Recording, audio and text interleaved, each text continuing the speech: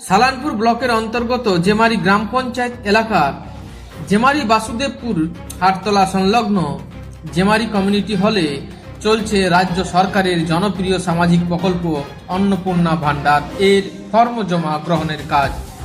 প্রতিদিনে বহু সংখ্যক মহিলা এখানে উপস্থিত হয়ে তাদের আবেদনপত্র জমা দিচ্ছেন। ফলে এলাকায় দেখা যাচ্ছে ব্যাপক ভিড় এবং ব্যস্ততা।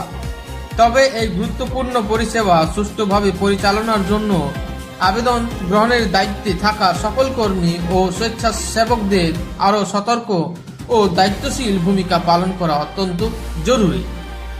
প্রত্যেক আবেদনকারীর নথিপত্র সঠিকভাবে যাচাই করা, কোনো রকম তাড়াহুড়ো বা ভুল এড়িয়ে নির্ভুলভাবে ফর্ম গ্রহণ করা এবং যোগ্য আবেদনকারীদের যথাযথ সহায়তা প্রদান করা উচিত। কারণ এই প্রকল্পের মূল উদ্দেশ্য হল প্রকৃত সুবিধাভোগীদের কাছে সরকারি সাহায্য পৌঁছে দেওয়া।